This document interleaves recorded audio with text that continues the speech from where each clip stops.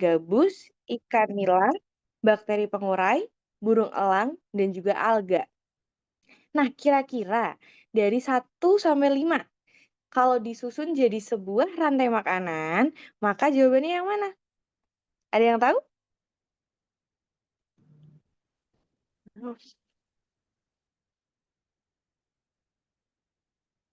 Ada yang tahu jawabannya? Dari nomor 1?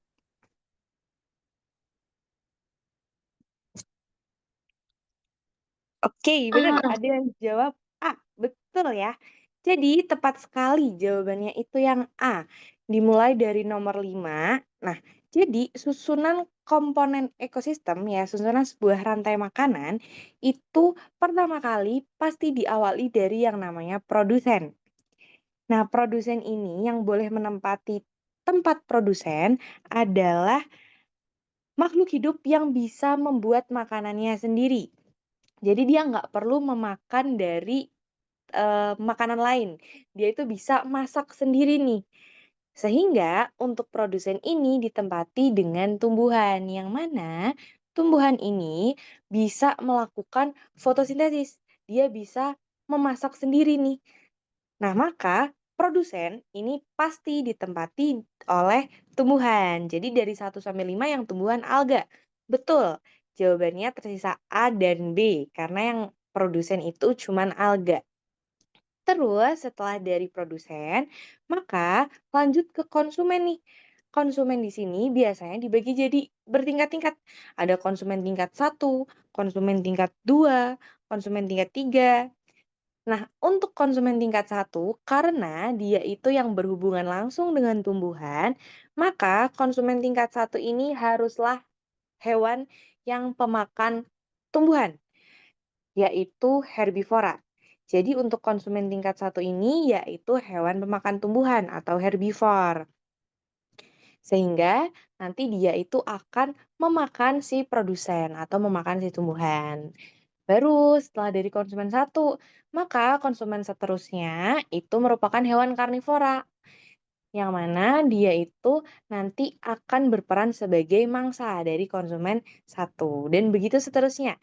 Jadi konsumen 2, terus kemudian memangsa konsumen 1, konsumen 2 nanti dimangsa sama konsumen 3, yang biasanya dia berperan sebagai predator. Baru kemudian nanti yang di rantai paling terakhir itu ada yang namanya dekomposer atau bakteri pengurai. Biasanya nggak cuma bakteri pengurai aja, nanti ada jamur yang membantu penguraian ketika hewan tersebut mati. Jadi karena dia sudah berada di rantai puncak, dia nggak punya predator lagi nih. Sehingga apabila hewan tersebut mati, nanti dia akan langsung diuraikan dengan bakteri atau jamur yang berperan sebagai dekomposer. Jadi untuk nomor 1 betul jawabannya yang A.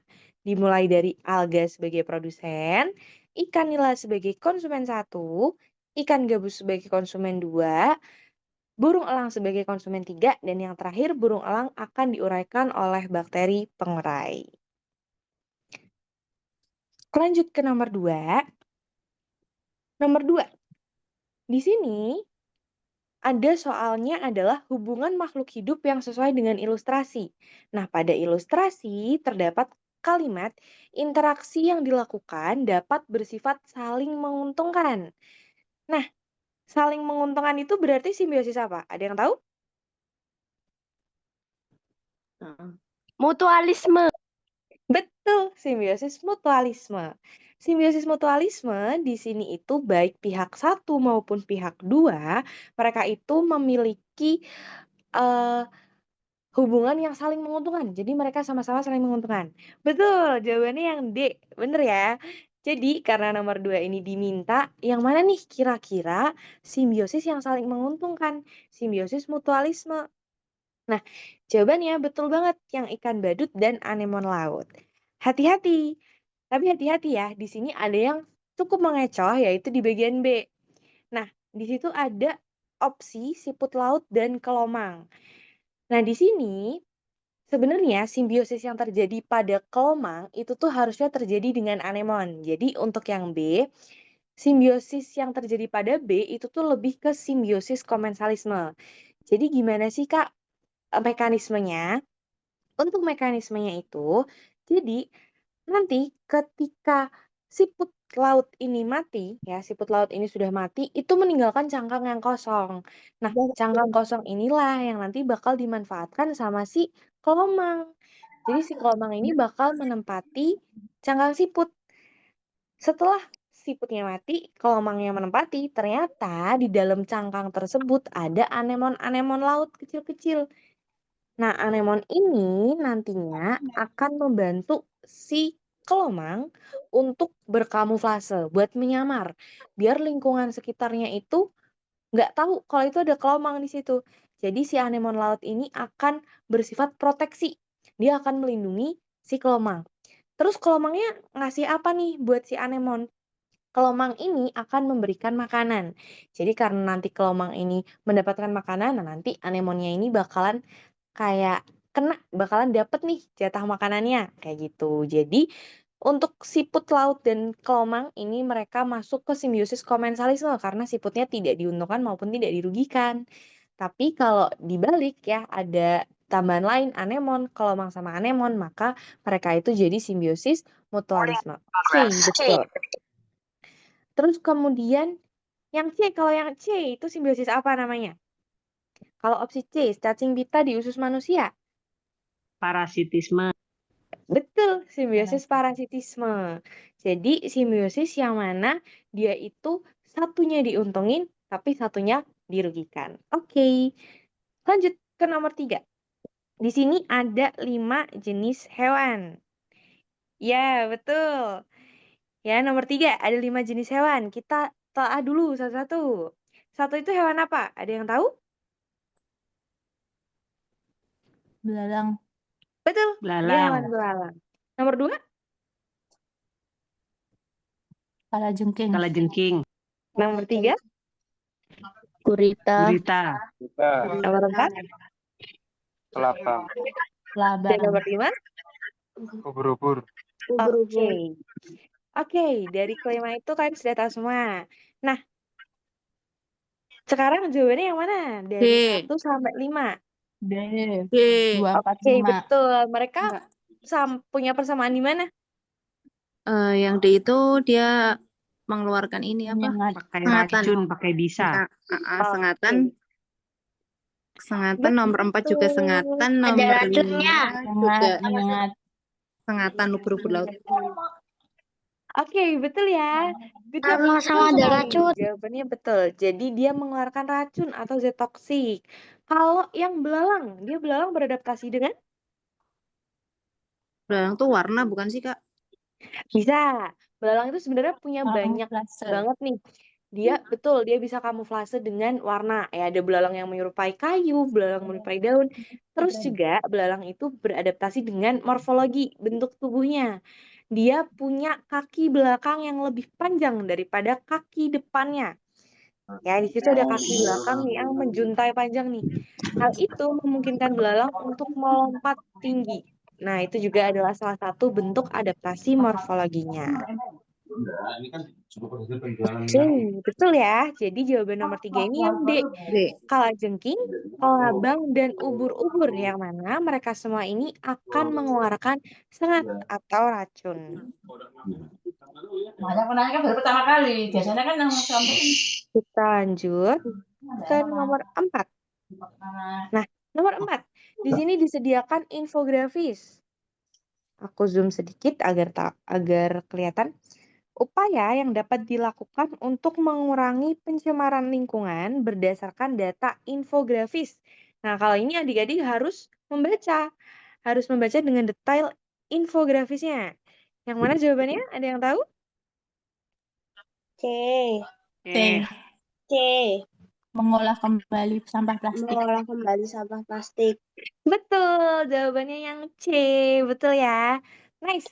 Betul, jawabannya yang C, yaitu mengolah kembali sampah plastik. Ya, itu sudah disebutkan di infografis yang mana dia itu ada di nomor 3 tuh, gambar yang kayak ada pabrik.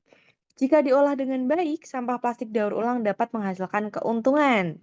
Nah, berarti di situ sudah tergambar, oh oke, berarti di infografis ini tuh kita diajak ya untuk mengolah sampah plastik dengan baik, nggak cuman mengubur atau justru malah membakar. Oke, betul sekali.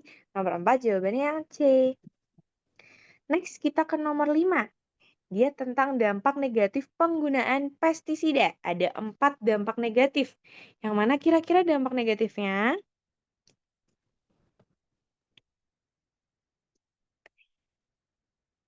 2 dan 3. C, C, C. C, Kak. Betul, jawabannya yang C. Betul sekali, jawabannya yang C ya. Karena di sini ditanyainnya dampak penggunaan pestisida. Sedangkan nomor 1 itu dia tidak berhubungan langsung dengan pestisida. Jadi terjadi erosi itu dia terjadi pengikisan ya, nggak cuman gara-gara pestisida. Tapi biasanya dia berkaitan dengan pepohonan kayak gitu. Dan nomor 4 jelas salah ya. Karena di sini kita membahasnya adalah ekosistem yang perkebunan lah. Dia perkebunan pertanian. Sedangkan di situ membahas keanekaragaman hayati yang lain, yaitu ikan. Yang mana dia tidak berkaitan dengan soal. Betul, jawabannya yang C. Kita lanjut ke nomor 6. Nomor 6, di sini disajikan gambar tumbuhan. Terus kemudian ada huruf X di situ. Ditunjukkan huruf X. X itu kira-kira apa namanya? Batang. Betul, dia batang. Fungsinya untuk A. Menegakkan A. Menyalurkan hasil fotosintesis. betul, dia menyalurkan hasil fotosintesis. Kalau yang melakukan fotosintesis di mana? Daun. Oke, betul. Kalau yang di bawah itu dia ada akar Cadang semi umbi makanan. akar itu. Dia Cadang buat makanan. Cadangan makanan. Menyerap Oke, betul ya. Cadangan makanan dan menyerap air, betul sekali. Jadi kalau umbi akar, khusus umbi akar, dia itu di akarnya nggak cuma menyerap air aja, jadi nggak cuma menyerap air atau mineral, tapi sekaligus menjadi cadangan makanan. Kalau misal ada tumbuhan-tumbuhan kayak mangga, pohon-pohon seperti itu yang menghasilkan buah, ya cadangan makanannya juga termasuk di buahnya. Oke, betul sekali. Nomor 7, kita lanjut ke nomor 7. Di sini disajikan gambar mata. Kita bedah satu-satu dulu. Yang pertama, yang A. A itu bagian apa namanya? Retina. Retina. Retina. Yang A. Pupil. Pupil, betul sekali. Yang A itu pupil. Kalau yang B, B itu yang B itu baru retina. Ya, jadi A itu pupil. Pupil itu ada di depan sendiri. Dia nanti temennya sama lensa, temennya sama kornea. Ya, jadi A itu pupil, B itu retina. Ciri khas retina dia pasti di belakang sendiri. Retina itu letaknya di belakang, dia sebelahan sama saraf. Saraf mata. Yang opsi D, huruf D. D itu adalah saraf mata. Jadi bagian belakang dari mata, dari bola mata, itu yang B adalah retina, dan yang D itu adalah saraf. Nah, jadi yang depan itu tadi pupil, yang A. Kalau yang C, ada yang tahu C itu apa?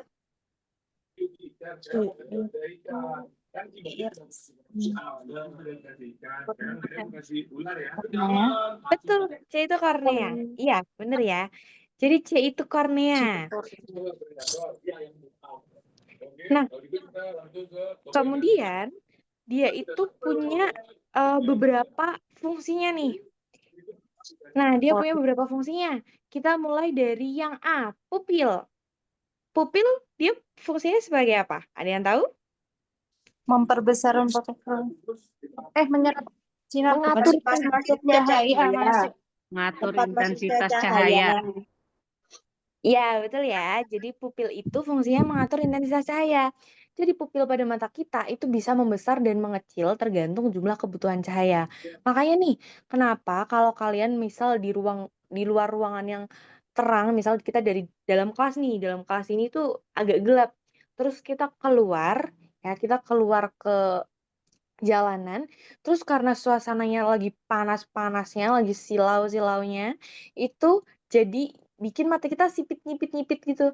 Nah, itu pertanda bahwa pupil itu terlalu banyak menerima cahaya matahari. Jadi kayak pupil itu memberikan sinyal, ini kebanyakan nih yang masuk ke mataku ini tuh terlalu banyak, aku nggak kuat. Makanya nanti merespon mata itu dengan nyipit-nyipit kayak seperti ngecil gitu biar cahayanya itu nggak terlalu banyak yang masuk. Jadi pupil itu kalau misal kalian center juga ya, di center itu bisa membesar dan mengecil secara otomatis ya. Kalau misal kena cahaya matahari terlalu banyak nanti dia akan mengecil. Tapi kalau di tempat gelap karena kita butuh pemasukan cahaya lebih banyak untuk melihat, maka pupil itu akan membesar. Makanya nih, kenapa juga kalau misal membaca di tempat yang gelap itu tidak dianjurkan karena pupil kita itu akan bekerjanya secara ekstra. Kalau digelapkan pupil itu melebar terus-menerus nih. Dia melebar terus-menerus. Terus kemudian karena dia itu melebar terus-menerus, karena kalau dibiasakan begitu terus, ya nanti jadinya pupilnya bisa melemah, jadi lelah. Nah, makanya nanti ada timbul gangguan mata yang kayak minus dan lain sebagainya. Betul, jadi A itu untuk mengatur intensitas cahaya, dia nomor 2. Maka opsi C dan D bisa kita singkirkan. Lanjut kemudian ke retina. Yang manakah fungsi retina?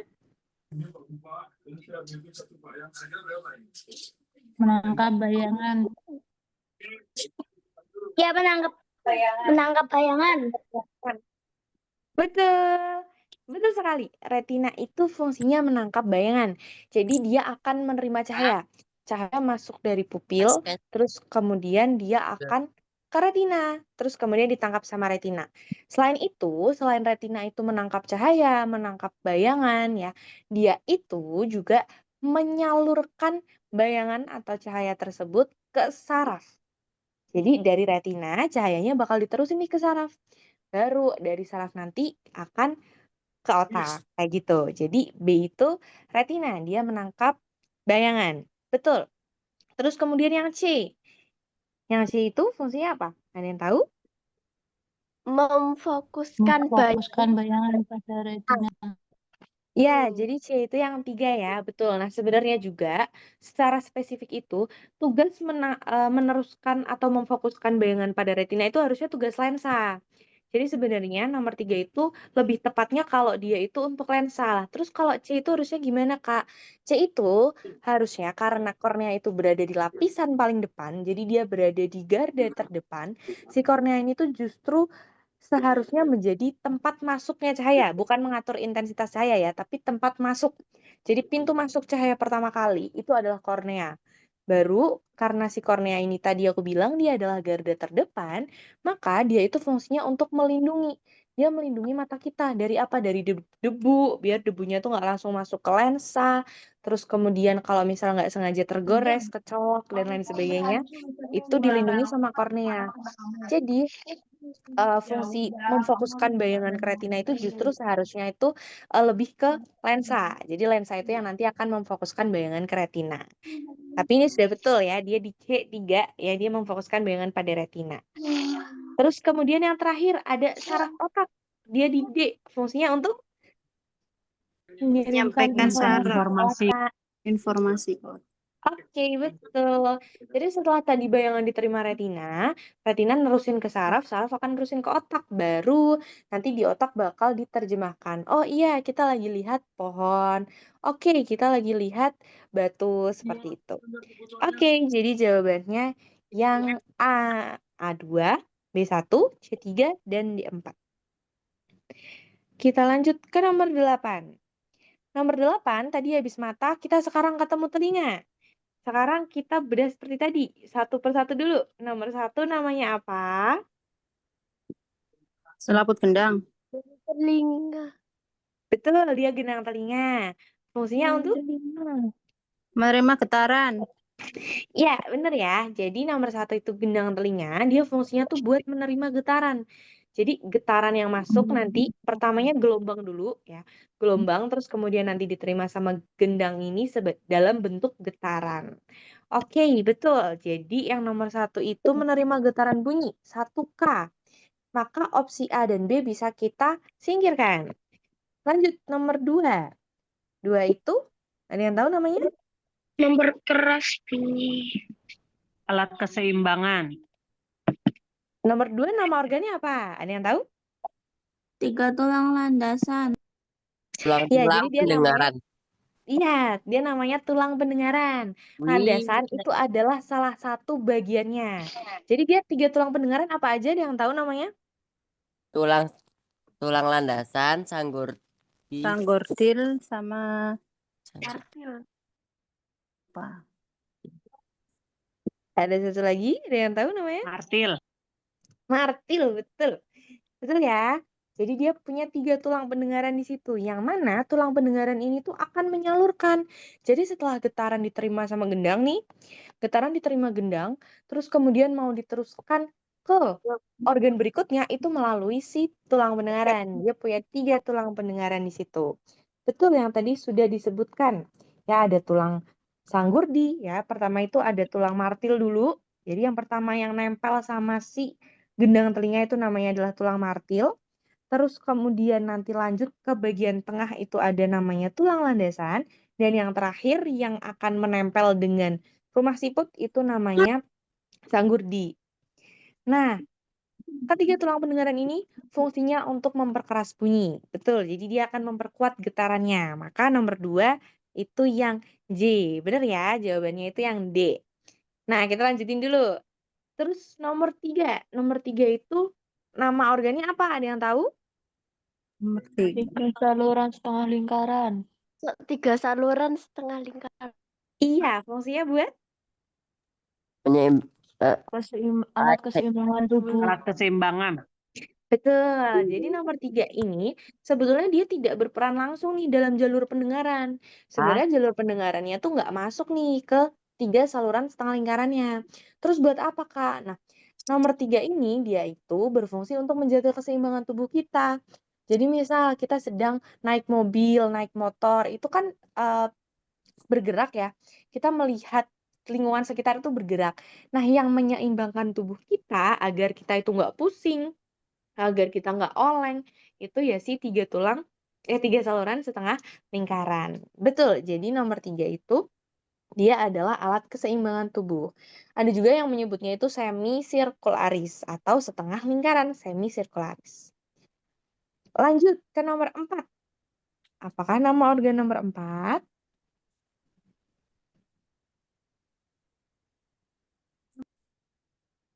Saraf. Apa nomor 4? Saraf. Betul, dia saraf. Betul ya, dia adalah saraf yang nantinya akan menyalurkan semua sinyal ke otak. Betul sekali. Terakhir, nomor 5 yang ikonik banget namanya adalah rumah Koklea. Koklea. betul. Koklea.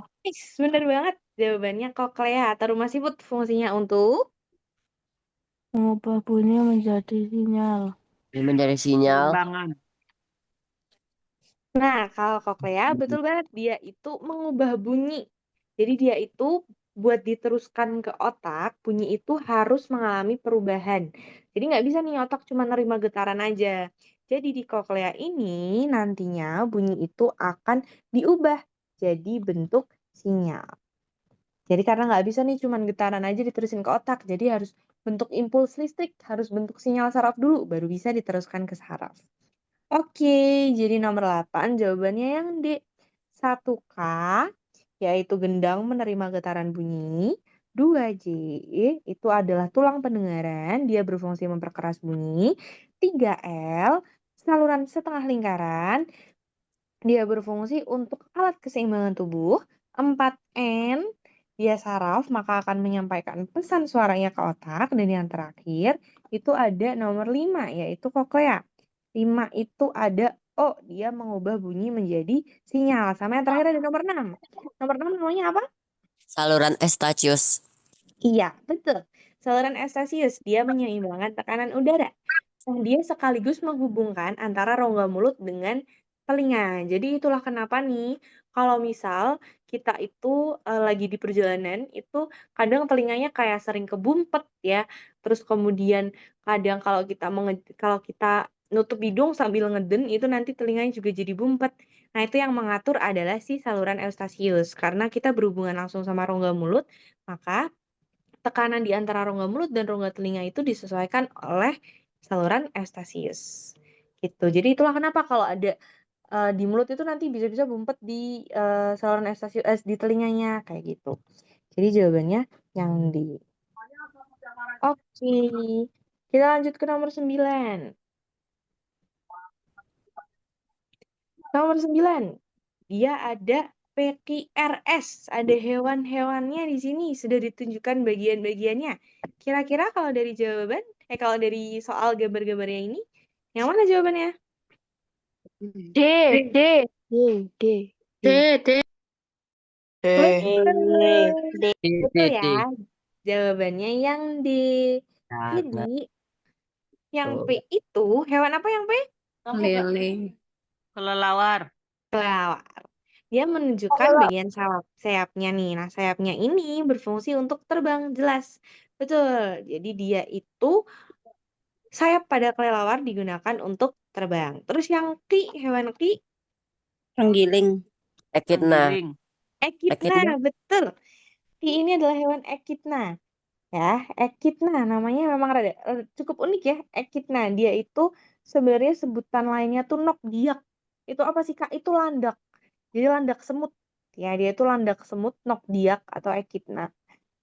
Nah, yang mana dia itu biasanya punya kemampuan unik, yaitu menghasilkan sedikit arus listrik. Jadi di tubuhnya itu punya listrik nih buat menangkap serangga, khususnya semut. Makanya dia disebut sebagai landak semut, karena dia gemar memakan semut. Nah, dia itu punya sedikit arus listrik di tubuhnya untuk membantu dia menemukan mangsanya. Jadi yang Ki itu dia menunjukkan area kakinya ya, yang digunakan untuk mengais sarang serangga. Betul. Terus yang R di hewan? Lele. Iya, betul. Dia punya sungut ya, punya seperti antena. Dia fungsinya sebenarnya buat apa itu? Deteksi keadaan sekitar. keadaan sekitar. Betul, dia mendeteksi keadaan sekitar. Jadi biar dia tahu. Karena kan lele itu cenderung hidup di tempat yang kotor ya. Misalnya airnya itu nggak jernih. Airnya itu gelap berlumpur. Nah, karena dia itu di tengah lumpur, itu membuat pemandangannya, membuat apa ya, matanya itu kurang bisa maksimal nih. Jadi dia itu untuk membantu penglihatannya yang minimal, dia menggunakan si sungutnya itu tadi untuk mendeteksi lingkungan sekitar. Oh, di sini ada mangsa, oh, di sini ada hewan ini, untuk mendeteksi kira-kira makananku di mana ya, kayak gitu. Dan yang S, yang terakhir, dia adalah hewan semut. Apa? Dia punya antena yang berfungsi sebagai Alat Oke. komunikasi. betul, alat Angin kali komunikasi. pakai. Jadi dia kalau ketemu sama kawanannya, dia ngomongnya pakai antena. Jadi mereka saling berbicara, berkomunikasi, bilang kayak ada makanan di sana. Itu bisa melalui sinyal dari antena mereka. Jadi jawabannya yang D, tepat sekali. Berapa? 140. Gila. Lanjut, nomor 10. Kita masuk ke otot bagian tubuh nih. Dari 1 sampai 5. Kira-kira ada yang tahu jawaban nomor 10 apa? A, A. Otot apakah namanya? otot Otot jantung. polos. B. Otot Otot jantung. B otot lurik. B otot lurik. Otot jantung. Oke.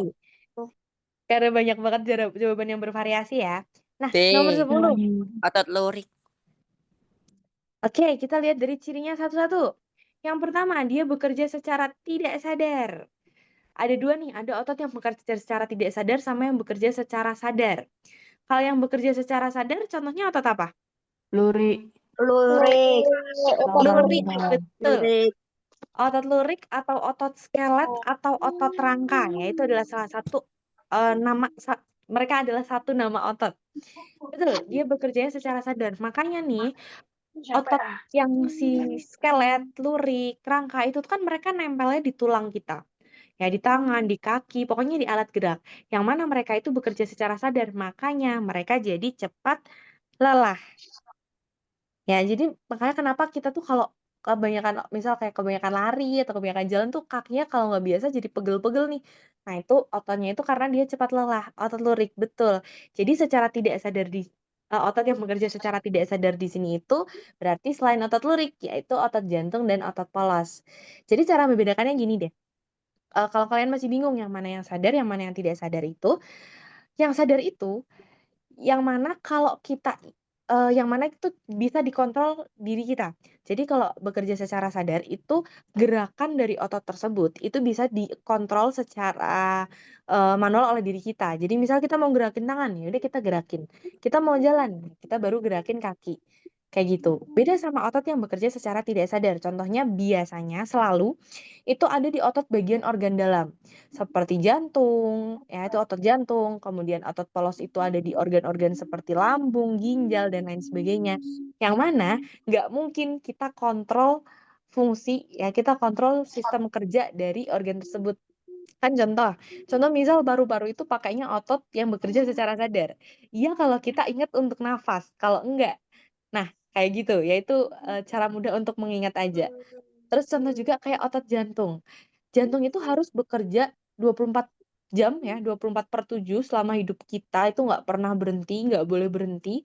Nah, kalau misal dia bekerja dengan otot yang secara sadar, ya kalau kita nggak inget, nanti malah nggak berdetak, ya kan? Nah, jadi cara mengingatnya seperti itu. Makanya juga otot jantung, otot organ dalam itu dibuatnya dia tidak mudah lelah karena dia harus bekerja seumur hidup kita. Kayak gitu. Nah, itu dari cara kerjanya ya, dari cara kerjanya. Terus kalau dari bentuknya itu udah beda, dari intinya pun beda. Kalau inti otot rangka kayak gimana? Di tengah. Inti otot rangka? Ada yang tahu?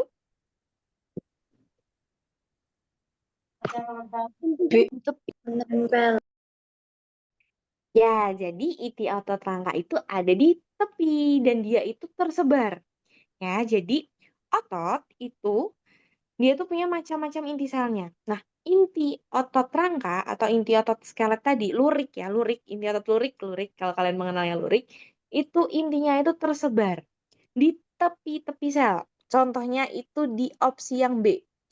Nah, di gambar yang B itu kelihatan tuh, di tumpukan-tumpukan ototnya itu ada kayak jendolan-jendolan. Nah, itu adalah inti-inti yang mana dia itu letaknya di tepi, saling-saling di tepi gitu. Nah, itu yang B. Dia adalah otot lurik. Nah, sedangkan kalau intinya itu ada satu, dia itu pasti letaknya di tengah. Contohnya seperti gambar A dan C. Dia itu pasti letaknya di tengah. Intinya satu dan pasti di tengah. Tapi kalau misalnya inti sel yang banyak, seperti lurik, ya itu dia pasti berada di tepiannya. Kayak gitu. Nah, kemudian di bagian yang inti, ya selain inti, dia tuh juga dipengaruhi sama bentuk nih. Yang sering kebalik itu otot jantung sama otot polos ya. Karena kalau otot lurik itu mudah nih diingetnya. Jadi kalau otot lurik intinya banyak, oh ada inti banyak nih. Oh dia udah pasti dia otot lurik. Gitu ya. Karena inti yang banyak itu cuman miliknya si otot lurik. Nah, biasanya kalau inti satu itu milik otot jantung atau otot polos. Nah, jadi B itu adalah otot lurik. Ya, dia itu susunannya silindris seperti pipa. Jadi mengingat untuk otot lurik itu dia kayak pralon ya seperti pipa yang mana dia itu tumpuk-tumpuk gitu. Jadi dia nggak membentuk anyaman, dia tuh tumpuk-tumpuk pipanya. Seperti yang B, itu adalah otot lurik. Nah, kalau yang inti ya dia punya inti yang satu nih, dia ada otot polos sama otot jantung. Dia punya otot polos sama otot jantung nih. Nah, bedanya apa, Kak? Bedanya itu di bentuknya. Karena mereka sama-sama satu inti. Mereka sama-sama satu inti, mereka juga sama-sama bekerja secara tidak sadar, mereka juga sama-sama tidak mudah lelah. Nah, kalau perbedaannya itu ada di bentuknya. Kalau bentuk si otot jantung, dia itu silindris. Tapi cara membedakannya dengan otot lurik, biasanya otot jantung itu membentuk anyaman. Contohnya kayak apa? Kayak yang opsi A. Opsi A itu dia bentuknya kayak anyaman. Dia bentuknya kayak saling menyatu. Beda sama yang B. Kalau yang B dia tumpuk-tumpuk nih pipanya nih. Dia antar satu pipa dengan pipa lain nggak punya cabang. Dia cuman pipa 1, pipa 2, pipa 3 dia numpuk. Kalau yang A dia antar satu pipa dengan pipa yang lain dia tuh punya cabang. Mereka itu jadi satu, nempel lah kayak bukan nempel, menyatu. Jadi mereka itu bonding nih. Ya mereka itu punya saling berhubungan. Nah, itu yang otot jantung. Kalau yang otot polos ini yang paling bisa kelihatan. Di sini opsi C itu adalah otot polos ya. Opsi C ini merupakan otot polos yang mana bentuknya itu paling beda. Jadi dia tidak silindris tapi bentuknya gelendong. Namanya itu gelendong. Gelendong itu apa? Gelendong itu di bagian kanan dan kiri tepiannya itu mengerucut. Jadi modelnya segitiga. Ya, jadi kanan kirinya model segitiga mengerucut terus makin tengah makin tengah makin tengah dia akan membesar di tengah. Makanya di bagian opsi C itu gambar otot polosnya tuh kelihatan di tengahnya itu menggembung kayak gede, sedangkan di pinggirannya itu mengerucut kecil kayak lancip pinggir kanan kirinya gitu. Jadi yang membedakan seperti itu. Ya kalau mau bedain otot polos dan otot jantung karena mereka satu inti, mereka juga intinya di tengah, bekerja secara tidak sadar. Yang membedakan ya bentuknya. Kalau jantung dia itu silindris, terus kemudian dia anyaman, jadi saling berhubungan. Kalau si otot polos dia gelendong dan dia relatif terpisah-pisah. Jadi maksudnya nggak numpuk nih, nggak jadi satu, nggak numpuk kayak gitu. Sedangkan lurik dia sudah kelihatan dari intinya. Intinya ada banyak, ada di tepiannya. Selain itu pipanya itu nggak menyambung, nggak sama seperti otot jantung.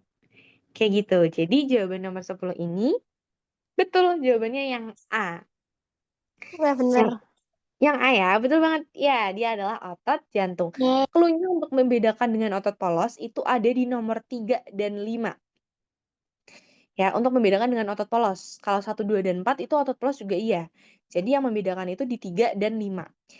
Nah, tapi hati-hati. Kalau yang nomor 5 ini, dia itu juga bisa mengecoh dengan yang otot lurik. Karena dia silindris. Silindris juga. Nah, jadi harus hati-hati. Jadi yang paling bedain banget dia itu otot jantung itu adalah di nomor 3. Dia bercabang, dia membentuk anyaman. Betul, jadi nomor 10 ini jawabannya yang A, otot jantung. Dari nomor 1 sampai 10 adakah yang mau ditanyakan dulu?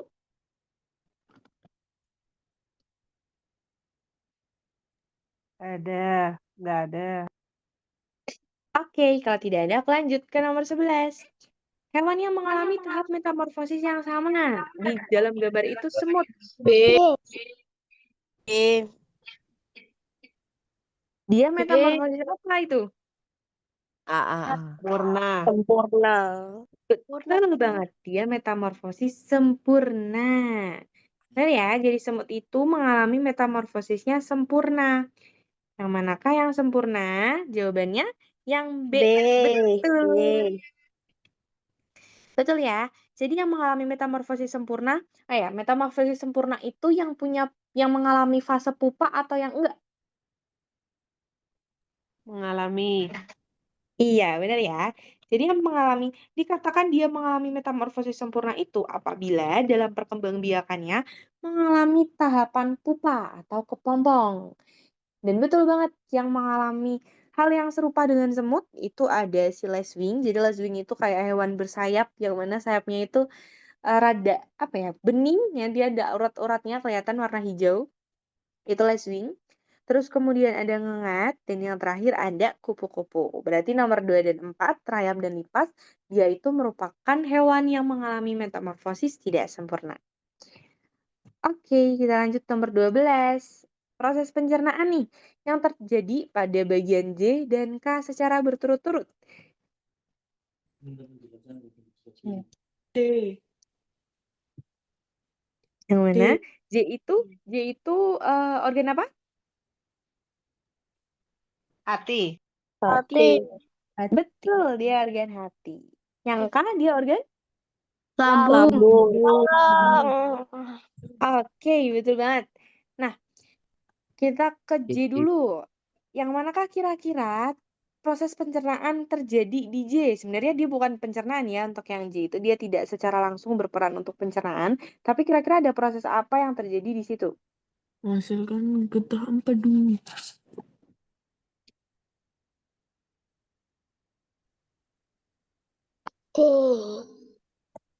Menghasilkan getah Ah, empedu, memecah lemak. Bukan kata empedu. Oke, betul ya. Dia itu fungsinya itu untuk menghasilkan getah empedu. Jadi dia di situ ada, di bawahnya itu ada kayak kantong empedunya. Ya, dia itu ada eh seperti apa ya? Seperti kantong empedu di bawah bagian hatinya itu. Nah, dia betul banget fungsinya untuk menghasilkan getah empedu. Buat apa sih getah empedu itu? Dia untuk menghancurkan lemak. Jadi di hati itu nggak punya enzim ya. Di hati itu dia tidak punya enzim apapun. Ya, dia nggak ada enzim sama sekali. Jadi dia itu ya cuman getah empedu gitu aja, dia nggak ada enzim di situ. Jadi dia itu untuk menghancurkan lemak, dia menggunakan getah Kok empedu. gak Terus apa? kemudian di Gambar bagian K, di situ ada lambung. Lambung ini fungsinya untuk apa? pencernaan kimiawi. Betul, dia pencernaan kimiawi. Ada beberapa enzim di lambung. Ada yang ingat apa aja enzimnya? Tripsin, amilase, klorida, pepsin, Asam renin. klorida, pepsin, renin. Oke, betul ya. Asam klorida, pepsin, dan renin. Dia merupakan enzim yang ada di lambung. Hati-hati, jangan terbalik dengan enzim yang ada di usus halus. Mereka memang mirip tapi beda. Ya, kalau yang ada di lambung apa aja? Ada asam lambung, ada pepsin, ada renin. Cuman 3. Asam lambung, renin, pepsin. Sedangkan kalau yang di usus halus, dia itu baru nih yang namanya banyak. Ada tripsin, ada lipase, ada amilase. Nah, yang ase-ase itu dia itu ada di. Jadi kalau yang ada di lambung, dia itu pepsin, renin, sama asam lambung aja. Kayak gitu. Itu yang ada di lambung nih. Kalau yang di usus halus baru tadi ada tripsin, lipase, sama amilase. Kalau enzim yang ada di mulut, dia Tialin. Amilase. Oke, dia itu namanya amilase. Bener, tapi di mulut nama lain, bukan amilase. Ada nama sebutan lain. Ada yang tahu? Petialin. Iya, betul, petialin. Fungsinya ngapain dia? Sial. Mengubah karbohidrat zat uang menjadi menjadi glukosa atau gula. Oke, bener ya. Jadi dia itu mengubah karbohidrat jadi glukosa. Makanya nih, kalau kita makan nasi terus didiemin di mulut kelamaan, itu nanti rasanya mulutnya jadi rada manis, rada kerasa manis ya karena nasi itu karbohidrat yang kalau kita diemin di dalam mulut bereaksi dengan enzim petialin ini, itu akan berubah jadi glukosa. Jadi rasanya manis gitu. Oke, tepat sekali. Jadi bener ya, jawaban nomor 12 ini yang D. Dia itu di pencernaan kimiawi oleh renin. Ngapain kah kira-kira renin? Menawarkan racun. Susu, mengendapkan susu. Pasien mencari. Mengendapkan kasein susu. Iya, bener. Ya, renin itu fungsinya untuk mengendapkan kasein susu. Kalau pepsin? Mengubah Jadi pepton menjadi Pepton. protein menjadi pepton. Ya, benar. Sesuai namanya pep ya. Pepton berarti dia pepsin. Dia akan menghasilkan jadi pepton. Oke, 12 jawabannya yang D. Oh iya kok. Lanjut ke nomor 13. Nah, ini kita harus membaca nih. Hasil tugas tiap kelompok tertulis seperti tabel berikut. Nah, kira-kira dari kelompok Aisyah, Candy, Ana, Nabil, siapa aja kah kira-kira yang benar? Kita harus telah satu-satu. Dari nomor 1. 1 itu apa? Dia organ apa namanya? Hidung. Rongga hidung. Hidung. Fungsinya untuk? Menyaring. Iya, benar ya. Dia menyaring debu, iya. Terus selain menyaring debu, dia juga buat mengatur Mengatur suhu. suhu. Betul.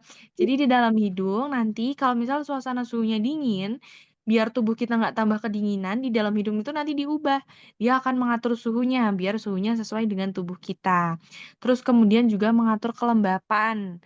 Ya, jadi di dalam hidung itu selain menyaring debu, dia akan mengatur suhu. Oke, kita lihat yang nomor 1. Oh, ternyata baik Aisyah, Candy, sama Nabil, nomor 1 itu ada semua dan mereka benar semua nih. Oke, kita lanjut ke nomor 2. 2 itu organ apa namanya? Faring. Tenggorokan. Trakea. Faring. Trakea.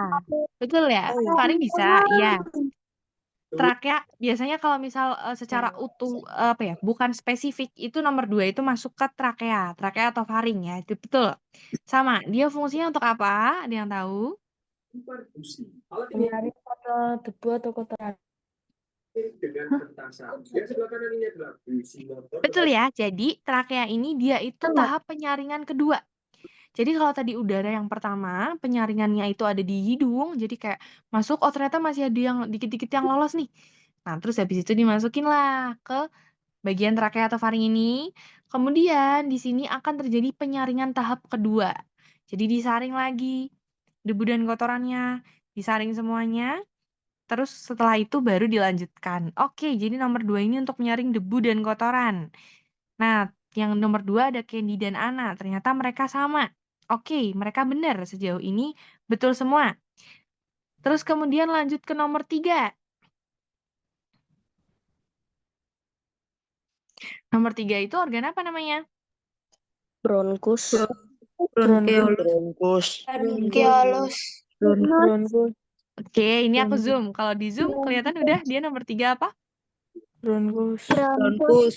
Bronkus, betul. Yang nomor 4 Bronkus. baru bronkeolus. Iya, bener banget. Bronkus. Yang nomor 3 itu bronkus. Jadi bronkus itu cabang gedenya.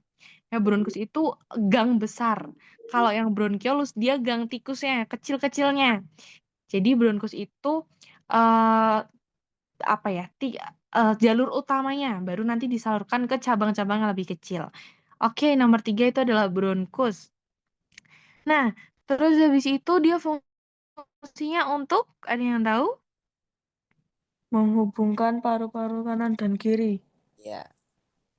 Iya, betul ya. Jadi bronkus itu dia itu untuk menyalurkan kerjasama antara paru-paru kanan maupun paru-paru kiri. Jadi mereka itu dia itu akan menghubungkan paru-paru kanan, paru-paru kiri sekaligus menyalurkan udara dari trakea agar bisa masuk ke paru-paru kanan dan paru-paru kiri. Oke, betul. Jadi nomor 3 betul untuk Aisyah dan Ana. Lanjut, kemudian ke nomor 4 dia adalah Bronchial. Bronkiolus. bronkiolus. Betul banget nih bronkiolus. Bronkiolus. Fungsinya buat apa? Ada yang tahu? Menyalurkan udara menuju Menyalurkan alveolus. udara menuju alveolus. Iya, benar. Dia menyalurkan udara menuju alveolus. Betul banget.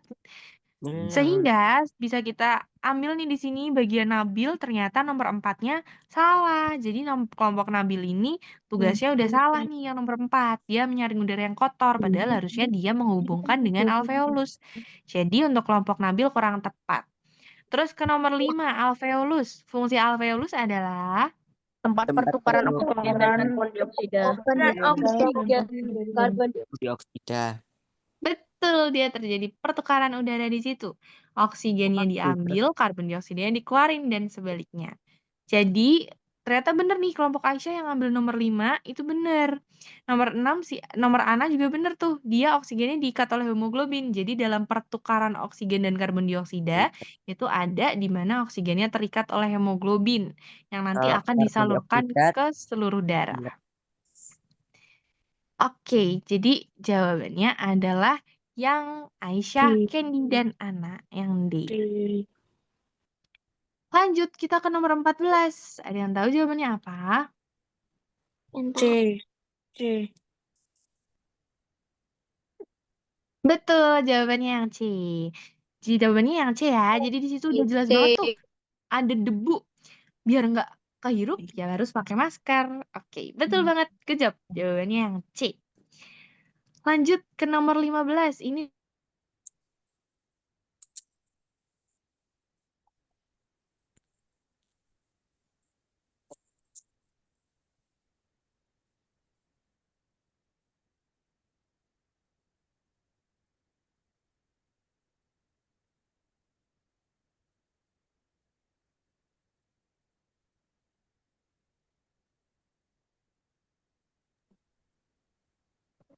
C. C. C. Lima. C.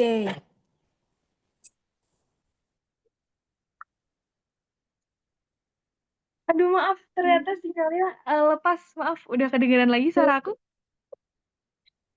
Sudah. Ya. Udah kedengeran lagi ya. Maaf ya, ternyata sinyalnya tadi lepas. Aku mohon maaf.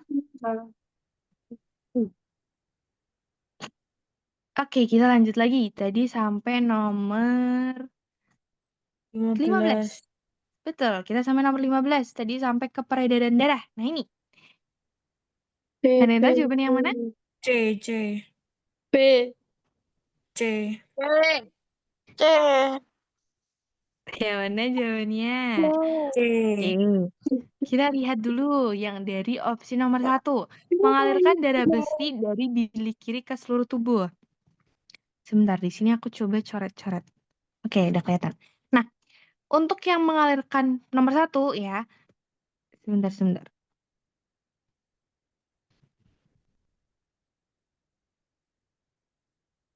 Aku zoom dulu. Nah, untuk yang bilik kiri, jadi kita kalau misal mau menentukan peredaran darah itu gimana, kita harus tentuin dulu nih organ-organnya itu yang mana bagian-bagian dari jantung. Bagian jantung itu kan kebagi jadi 4 ya, dia ada 4 ruang. Yang mana 2 bilik, 2 serambi. Bilik itu atas atau bawah? Ada yang tahu? Bawah. Betul. Bilik, nginget-ngingetnya gini aja. Bilik depannya huruf B, maka dia di bawah, sama-sama huruf B. Jadi bilik itu di bawah. Nah, betul. Yang di sini adalah bilik kanan. Kemudian yang di sini adalah bilik kiri. Baru yang atas dia adalah kebalik-balik, maaf. Kebalik. Iya, kebalik, maaf. Maaf. Kebalik. Betul. Di sini kanan. Nah, yang di sini kiri. Sama ya, jadi serambi maupun bilik lokasinya sama, kanan dan kirinya. Oke, kita sudah tahu nih. Kita sudah tahu bagian bilik dan juga bagian serambinya. Terus kemudian, untuk pengaliran darahnya. Darah itu dipompa oleh bilik atau serambi, ada yang tahu? Bilik. Bilik. Yang memompa bilik. Betul. Bilik. Yang memompa bilik ya. Jadi serambi itu nanti tugasnya menerima nih. Nanti tugas si serambi ini itu menerima. Nah, kita lihat dulu dari yang pertama. 1, dia mengalirkan darah bersih dari bilik kiri ke seluruh tubuh. Dia mengalirkan dari bilik kiri ke seluruh tubuh. Kalau tadi kita zoom. Dia dari bilik kiri. Bilik itu yang bawah. Dia dari bilik kiri ke seluruh tubuh. Apakah nomor 1 itu benar? Benar? Betul ya? Jadi dia benar. Jadi dia dari bilik kiri ini, dia akan ke sini, ke seluruh tubuh. Ke sini. Ada juga yang ke aliran atasnya. Kayak gini. Terus nanti akan berkumpul ke serambi. Jadi peredaran darah besar pada tubuh ya, itu gimana? Jadi dari bilik kiri, darah itu dipompa dari bilik kiri, kemudian ke seluruh tubuh, baru kemudian kembali ke serambi kanan. Jadi dari bilik kiri ke seluruh tubuh, ke serambi kanan. Kalau menyalurkan darah ke seluruh tubuh, pasti isinya itu adalah oksigen. Pasti isinya itu adalah darah bersih. Nah, kemudian sebaliknya, kalau ke paru-paru, jadi darah tadi sudah diterima sama serambi kanan nih. Kotor posisinya, darahnya kotor, dia habis berkeliling tubuh, ya, dia habis berkeliling seluruh tubuh, kotor, masuklah dia ke jantung, ke serambi kiri. Ke serambi kanan. Dia masuk ke serambi kanan. Terus kemudian darah ini butuh dicuci. Harus dicuci nih darahnya, karena nanti akan kita gunakan lagi untuk ke tubuh. Nah, sehingga setelah dari serambi kanan, dia bakal turun nih ke sini. Dia akan turun ke sini, ya, dia akan turun ke area bilik. Bilik kanan. Betul, dia akan turun ke area bilik kanan, baru kemudian dia naik ke paru-paru. Dicuci di paru-paru, diganti oksigen, karbon dioksida, dibersihin semuanya. Baru kemudian dia akan masuk lagi ke bagian serambi kiri. Nah, baru nanti lanjut lagi dari bilik kiri, terus begitu seterusnya. Jadi yang nomor 1 itu, dia mengalirkan darah bersih dari bilik kiri ke seluruh tubuh. Tadi jawabannya betul. Terus nomor 2, mengalirkan darah bersih dari paru-paru menuju ke serambi kiri. Apakah betul? Yang Salah. R Salah. salah ya. Salah. Oke, salah. Jadi yang R itu kurang tepat. Kalau misal itu adalah mengalirkan darah bersih dari paru-paru menuju ke serambi kiri. Betul ya? Jadi yang R itu yang mengalirkan darah bersih dari bilik kiri ke seluruh tubuh. Nah, terus kemudian yang S. Kira-kira S yang poin nomor 3 itu, sebentar. Kira-kira yang S poin nomor 3 itu, ini aku ilangin, biar bisa di ini. Nah, menerima darah kaya karbon dioksida dari seluruh tubuh. Betul atau salah? Betul. Betul. Betul, dia Harus keliling-keliling. betul ya. Dia masuk ke serambi kanan. Oke, jadi jawabannya adalah 1 dan 3. Nah, selain itu ada cara cukup cepat untuk menghafalnya ya, untuk mengingatnya ya. Jadi karena peredaran darah itu kan dibagi jadi 2 sisi ya, ada yang sebelah sini, ada yang ada 2 gini, ada yang sebelah sini, sama ada yang sebelah sini. Nah, itu bisa dilihat sebenarnya. Kalau yang sebelah kiri, yang di bagian sebelah kiri, dia itu pasti mengalirkan darahnya kayak oksigen atau darah bersih. Sedangkan sebaliknya, kalau misal yang ditunjukkan adalah di sebelah kanan, maka biasanya dia itu mengalirkannya darah kotor atau karbon dioksida. Gitu. Jadi bisa dititeni ya, bisa dilihat dari atas ya, itu seperti itu. Oke, jadi jawaban untuk nomor 15 adalah yang B, 1 dan 3. Lanjut ke nomor 16. Ada yang tahu jawabannya nomor 16?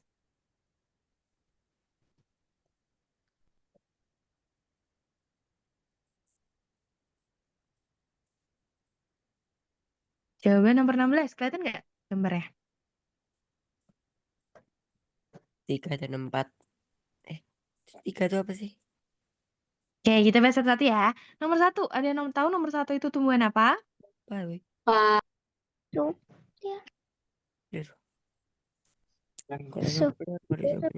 Betul, dia adalah suplir. Berarti Nama 1 dan 4. tanaman nomor 1 ini itu suplir. Kalau Berarti nomor 2? 1 dan 4. Anggrek. Anggrek. Nomor 3? Enggak tahu. Paku. Nah, nomor 3 ini itu sebenarnya dia itu adalah salah satu jenis cemara. Dia adalah salah satu jenis pohon cemara. Cemara Norfolk namanya. Dia cemara kecil. Ya, jadi dia itu salah satu jenis cemara. Kalau nomor 4 dia jamur. Oke. Sekarang kita udah tahu nih semua tumbuhan, nama-nama tumbuhannya. Dia itu di 16, dia punya tanaman paku tanduk rusa.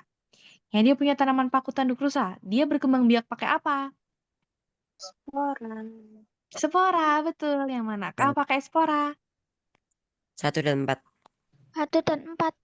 Oke, betul. 1 dan 4 dia pakai spora. Kalau nomor 3 yang cemara dia pakai apa? Ada yang tahu? Ini Apa ya? paku. Grogi. Nah, kalau cemara dia pakainya tunas adventif. Ya, dia itu pakai tunas adventif. Kalau nomor 2, nah kalau nomor 2 itu dia pakai penyerbukan. Dia bunga. Jadi dia berkembang biak secara generatif yaitu penyerbukan. Oke, 16 betul ya, dia spora. Maka dia jawabannya yang 1 dan 4. Lanjut ke nomor 17. Kita ke nomor 17. Sekarang ada pasangan hewan-hewan. Yang mana kira-kira pasangan hewan yang tepat dari nomor 17? 17 C.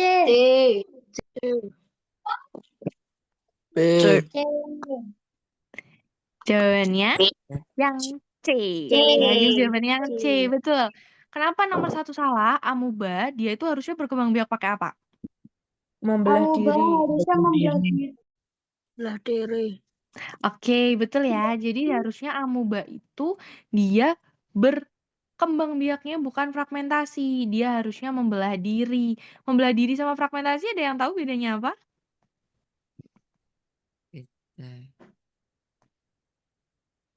Ada yang tahu nggak bedanya apa? Jadi kalau membelah diri itu ibaratnya kayak satu bulat dibelah dapat 2. Kalau fragmentasi, bagian tubuh dipotong dia bisa jadi tubuh baru. Contohnya adalah Bintang laut. bintang laut, Patrick. Ada yang pernah nonton Patrick? Ya, Patrick di SpongeBob itu kan dia bisa mematahkan tangannya suka-suka dia ya. Dia bisa mau matahin tangannya, dia mau matahin bagian tubuh yang manapun, itu nanti bisa jadi bintang laut baru. Jadi fragmentasi itu anggota tubuhnya kalau misal contoh tangan dia dilepas ya, itu dia bisa hidup jadi satu organisme yang baru. Kayak gitu. Nah, kalau amuba dia itu membelah diri. Beda. Kalau membelah diri, satu diri kita dibelah jadi dua. Tapi kalau fragmentasi, salah satu anggota tubuhnya itu sudah bisa menjadi organ yang baru. Kalau misal dilepas. Jadi bedanya seperti itu. Nah, amuba itu dia ke membelah diri. Terus nomor 5 juga salah. Dia buaya. Harusnya dia apa? Bukan ovivipar. Iya, betul. Dia ovipar atau bertelur. Oke, lanjut ke nomor 18. Ada ciri pubertas nih. Yang mana kira-kira yang benar?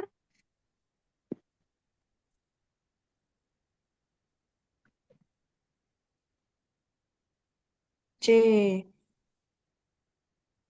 Wah, ya kan? C. Iya, betul. Benar ya. Oke, betul banget. Dia udah pada pinter nih kalau betul banget. Dia itu pubertas ya. Dia perempuan, maka cirinya adalah nomor 2. Di situ ada payudara membesar, terus kemudian tumbuh rambut di bagian tertentu dan muncul jerawat. Nah, dia itu pubertas itu ada yang 2. Ada ciri pertumbuhan apa sama apa? Primer, sekunder. Iya. Kalau primer yang gimana? Primer. Primer itu Itu tidak bisa primer itu tidak bisa dilihat. dilihat. Dilihat. Dilihat. Kalau sekunder bisa. Iya, betul ya. Itu Kebalik Mbak kamu. Betul.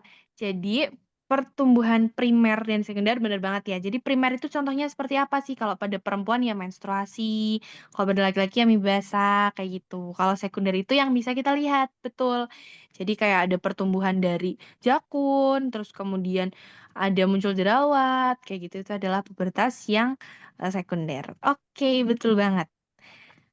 Next ke nomor 19. Ada perubahan wujud yang ditandai dengan pelepasan kalor. Kira-kira kalau pelepasan kalor itu terjadi penurunan suhu atau kenaikan suhu? penurunan. Iya, benar. Ada penurunan suhu. Kamar mandi juga ya. Berarti yang mana jawaban nomor 19 ini? B. Karena males.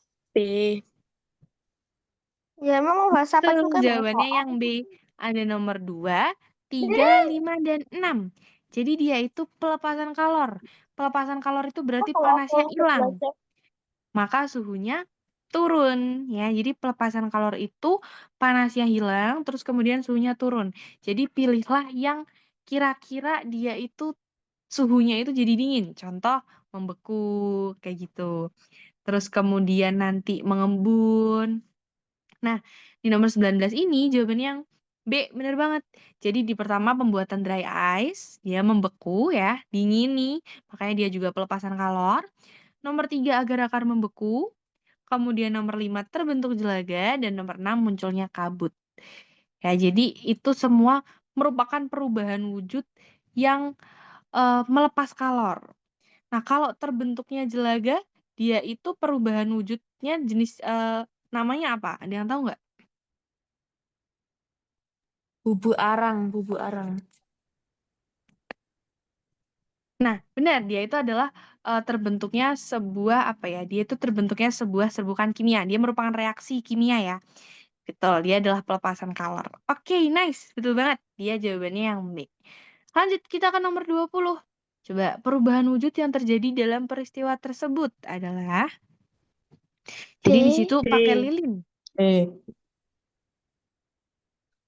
Yang mana? D. D, betul banget. Bener banget ya. Jadi kalau dia meleleh, dia itu pasti menerima kalor. Sedangkan kalau dia membeku, dia pasti melepaskan kalor. Nah, bener. Di situ. Di situ sebenarnya udah bisa langsung kita singkirkan ya jawaban dari yang pertama. Contohnya, yang A itu benar, lilin dibakar menerima kalor, dia meleleh. Terus yang B, lilin dibakar melepas kalor. Harusnya kalau melepas kalor justru dia melepaskan panas. Sehingga harusnya bukan meleleh, tapi membeku. Terus yang C, lilin dibakar melepas kalor. Melepas kalor, dia itu berarti melepaskan panas. Harusnya sama, membeku, bukan mencair. Jadi jawaban B dan C bisa kita singkirkan. Terus kita lanjut. Cairan lilin yang masih panas akan melepas kalor ke udara sehingga bisa membeku kembali. Jadi itu jawabannya betul banget. Jawabannya yang D. Jadi panasnya kita lepas ke udara, terus kemudian jadi membeku. Maka itu merupakan salah satu wujud pelepasan kalor. Oke, betul. Jawabannya yang D. Sampai nomor 20 ada yang mau ditanyakan? Tidak. Oke, kalau tidak ada aku lanjut. Ke nomor 21. Ini ya, karena di sini agak susah spare halamannya. Jadi kalian inget-inget nomor 21 ini percobaan yang dilakukan itu seperti ini. Jadi ada seperti tabung kimia ya, itu dipanaskan, ada labu dipanaskan, kemudian nanti airnya itu akan naik. Ya, terjadi kenaikan cairan yang ada di dalam situ. Nah, ya diinget ya gambarnya. Terus kemudian dari percobaan yang akan dilakukan dari 1, 2, 3, dan 4. Kira-kira yang mana jawaban yang mana yang percobaannya itu sama dengan percobaan yang tadi dilakukan oleh siswa kelas 6. Yang mana? Dari 1 sampai 4. C. Jawabannya yang ada yang tahu? Yang mana? C. D. C. D. Betul D. ya, jawabannya yang C. Kenapa D. kok yang C?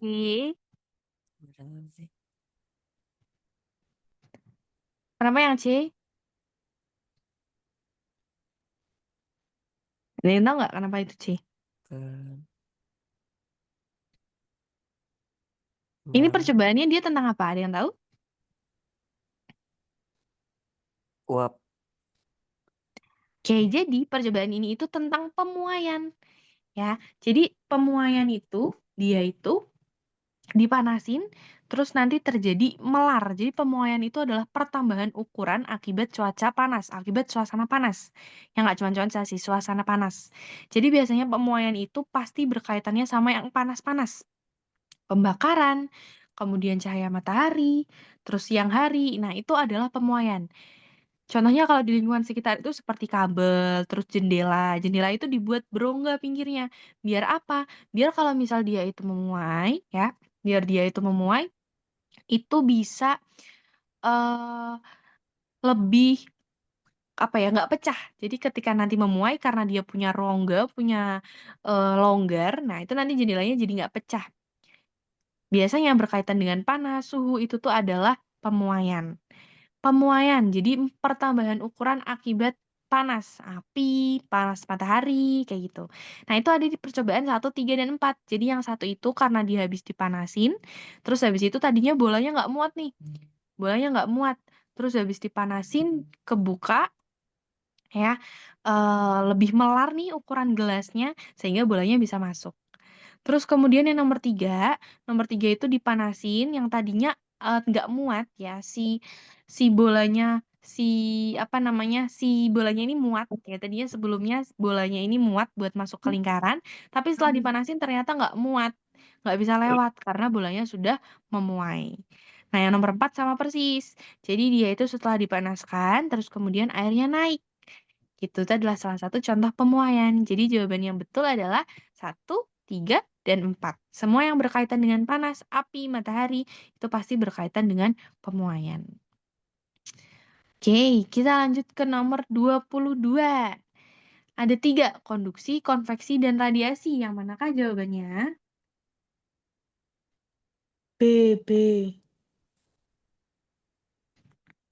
Jawabannya yang B, bener banget. Dia perpindahan panas secara konveksi. Konveksi itu yang gimana sih? Ada yang tahu nggak? Aliran. Konveksi. Konveksi Zat adalah perantaranya bergerak. Aliran. iya, Aliran. betul. Aliran, Z-nya itu bergerak. Kalau konduksi itu, dia itu nggak ikut bergerak nih, makanya dia padat. Kalau konveksi, dia itu aliran, betul banget. Ya, konveksi itu aliran. Dia bergerak naik turun. Biasanya ada pada cairan, pada gas, udara, air, kayak gitu. Betul, jadi konveksi itu aliran. Ya, dia selain benda padat ya intinya, ada cair, ada gas, kayak gitu. Jadi jawabannya yang B. Oke, kalau yang kalau yang A apa?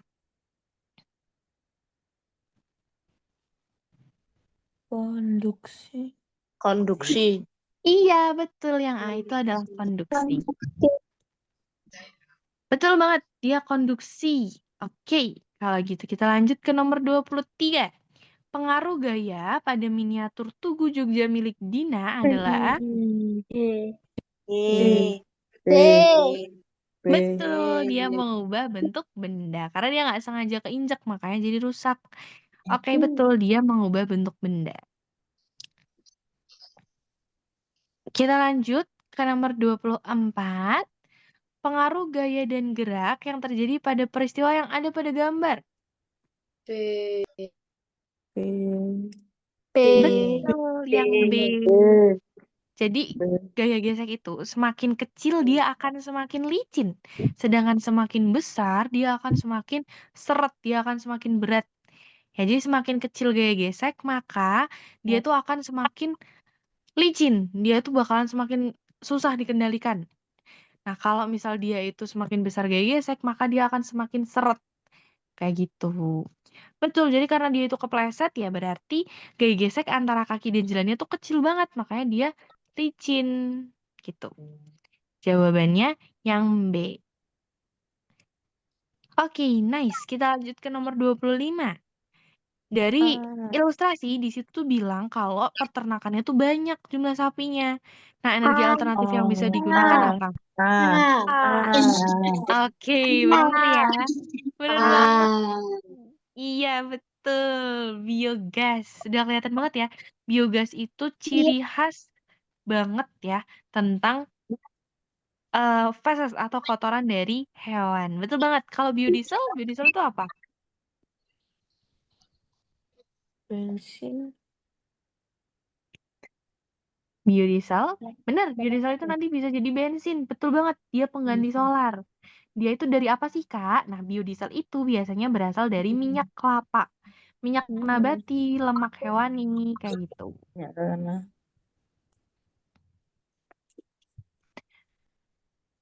Oke, jadi 25 itu biogas ya, berkaitan dengan kotoran hewan itu pasti jawabannya biogas. Oke, kita lanjut ke nomor 26. Yang manakah yang punya kesamaan listrik?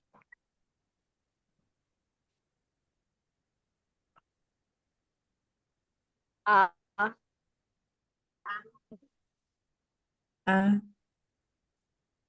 C. Yang mana? Ayo. C, betul. Iya, betul yang C. Dia mengubah apa jadi apa? Listrik menjadi gerak. Menjadi gerak. Jadi gerak. Listrik menjadi gerak. Listrik menjadi gerak. Oke, betul. Bener ya. Jadi dia itu mengubah listrik menjadi gerak. Yang 1 sama 3. Kalau 2 sama 4 dia mengubah apa jadi apa? Menjadi panas. Menjadi panas. Jadi Panas. Betul, dia mengubah listrik menjadi panas. Bentar ya, jadi 1, 3 itu dia mengubah listrik jadi gerak, sedangkan 2 dan 4 dia mengubah listrik jadi panas. Oke, kita lanjut ke nomor 27. Sifat magnet. C. Dia di situ kelihatan menarik paku. C. Oke, betul. Betul bener ya. Dia itu akan menarik benda-benda yang bersifat magnetik, besi kayak gitu. Kelihatan ya di situ pakunya ada di ujung. Nah, dia menarik benda-benda ferromagnetik. Terus kemudian kita lanjut ke nomor 28. Kalau saklar S1-nya ditutup, Oh, iya. saklar S2-nya dibuka. Oh iya. D. D. D. D. D. Ojo dene aku lagi les. Oke, jawabannya yang D. Betul, jawabannya yang D ya. Jadi kalau S1 ditutup, kalau saklar S1 ditutup itu berarti dia dinyalain apa dimatiin? Dinyalain. Dinyalain. Nyalain. Nyalain. Betul, dia dinyalain. Jadi makanya lampu yang nyala itu ada di 1, 2, sama 3. Sedangkan kalau yang S3 sama S2 itu dia dibuka. Ya, jadi dia dimatiin.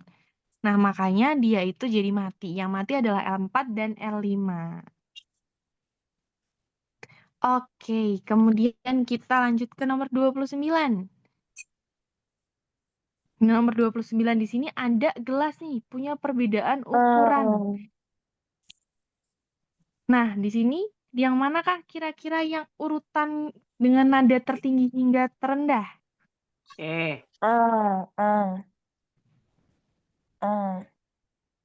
Oke, jadi jawabannya yang A. Betul, jawabannya yang A ya. Kalau misal dibalik, kalau misal dia itu ditiup, kalau ditiup dari mana ke mana? B. Betul, B. Jadi gitu ya, kalau misal dipukul itu dari yang nada tertinggi itu yang paling rendah kalau dipukul. Jadi kalau dipukul ya, diketuk itu nada yang paling tinggi itu adalah yang isinya paling rendah. Sedangkan kalau yang ditiup, dia itu adalah nada yang paling tinggi. Yang paling tinggi itu yang paling tinggi justru. Jadi isi yang paling tinggi itu adalah nada yang paling tinggi. Itu kalau ditiup. Tapi kalau dipukul, nada yang paling tinggi itu isi yang paling rendah. Betul. Jadi jawabannya yang A. Next ke nomor 30. D.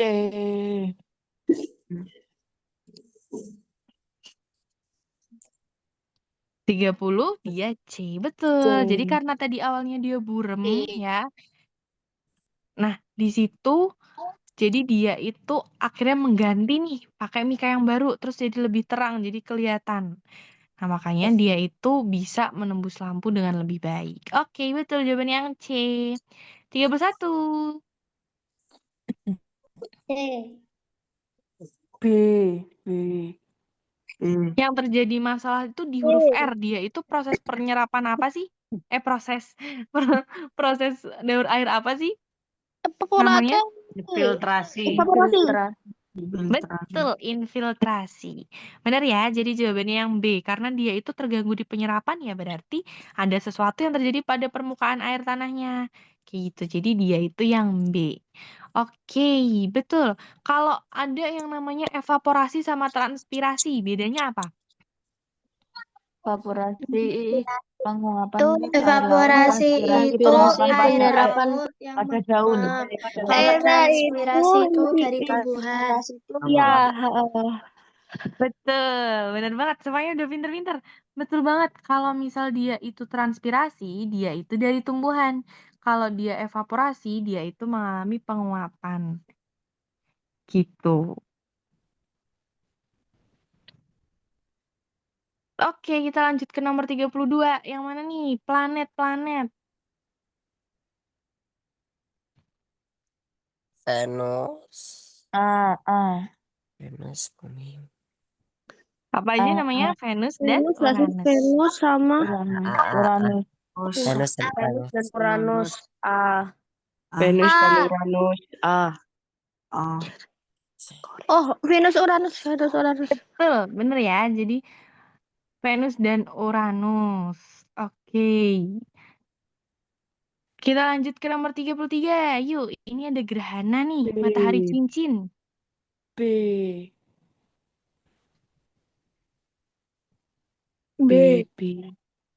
Oke, betul jawabannya yang B. Kalau yang D, dia gerhana matahari apa? Yang C. Gerhana matahari.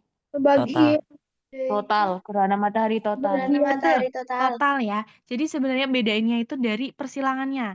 Kalau yang B dia itu kelihatan ada persilangan tuh di tengah antara bulan sama bumi itu dia ada persilangan gitu. Sedangkan kalau di D dia utuh lurus. Nah, itu yang bedain. Jadi yang D itu total, kalau yang B itu dia gerhana matahari cincin. Lanjut ke 34.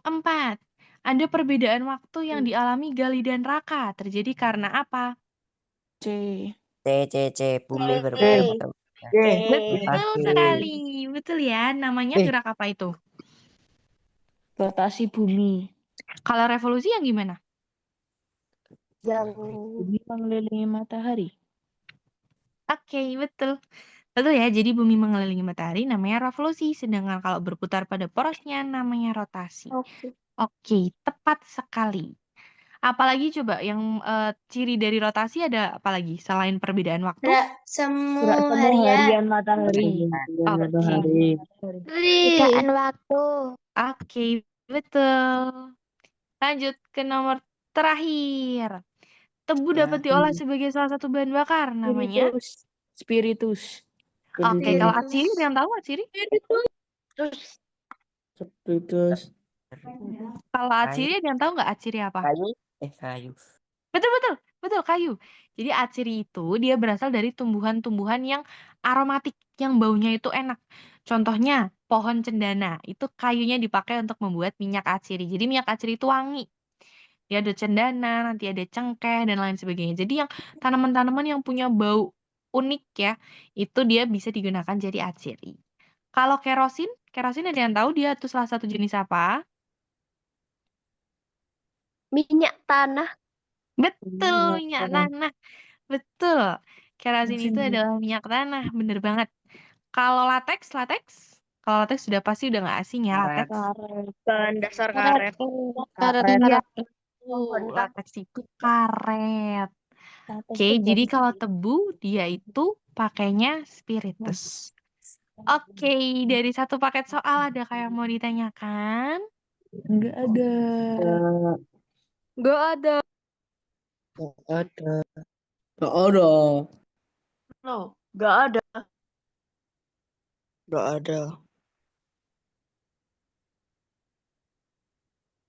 Jadi Oke, kalau tidak ada yang ditanyakan, untuk pembahasan soalnya kita sampai sini aja ya dari satu paket soal. Kalian keren banget, good job. Rata-rata sudah menguasai, sudah bisa menjawab. Bisa diteruskan ilmunya, ditambahin, jangan dilupain ya. Jangan ingatannya cuma sesaat, harus di-recall tiap hari, diingat latihan soal tiap hari sambil membagi waktu dengan mapel yang lain. Oke, karena tidak ditanyakan, terima kasih sudah mendengarkan aku dengan baik hari ini, siang ini. Kalian semua keren, good job. Masa-masa sama-sama. Semoga ilmu yang aku sampaikan bermanfaat. Aku izin akhiri. Aku tutup. Wassalamualaikum warahmatullahi wabarakatuh. Waalaikumsalam warahmatullahi wabarakatuh.